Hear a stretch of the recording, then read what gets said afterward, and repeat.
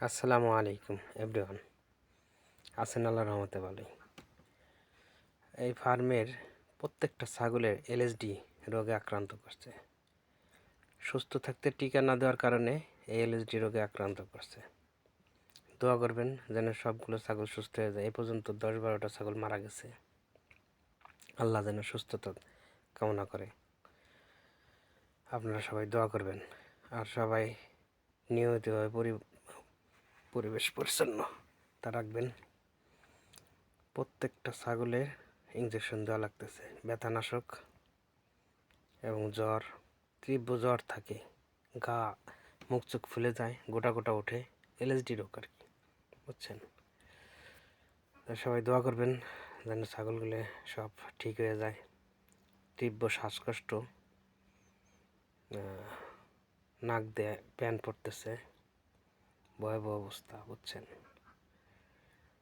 প্রত্যেকটা ছাগল ইঞ্জেকশন দেওয়া লাগতেছে 2 বেলা, সকালে অ্যান্টিবায়োটিক, বিকেলে জ্বর ব্যথানাশকের ওষুধ, গাওয়াত ফোলা কমার ওষুধ ইঞ্জেকশন দেওয়া লাগতেছে।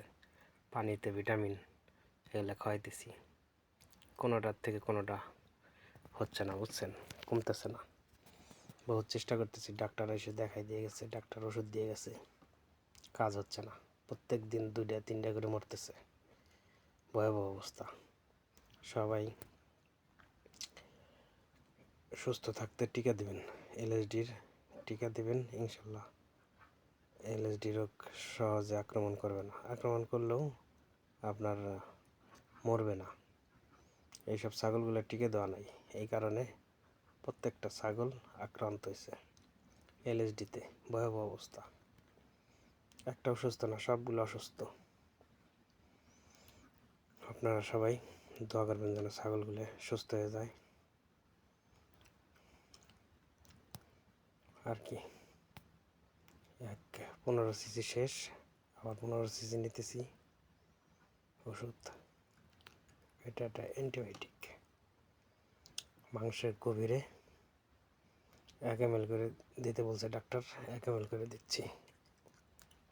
এটা অ্যান্টিবায়োটিক, এটার সাথে জ্বরও যায়, জ্বর সব রোগের ওষুধ আর কি, অ্যান্টিবায়োটিক। যাই হোক, সবাই দোয়া করবেন ছাগলগুলোর জন্য যেন বেঁচে যায় আর কি। প্রত্যেকটা একটা একটা ধরে ধরে ইঞ্জেকশন দিতেছি গভীর চামড়া, গভীর মাংসের ভিতরে।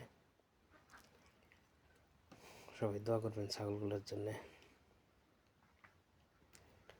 আশা করি সবগুলো ছাগল দুর্বল হয়ে গেছে, খাওয়া দাওয়া বন্ধ করে দিচ্ছে, সব দাঁড়ায় থাকে, থম ধরে দাঁড়ায় থাকে, খাওয়া দাওয়া একদম বন্ধ, কিচ্ছু খায় না। সবগুলোর সাথে বাচ্চা আছে, বাচ্চা অনেকগুলো মারাও গেছে, মা মারা গেছে,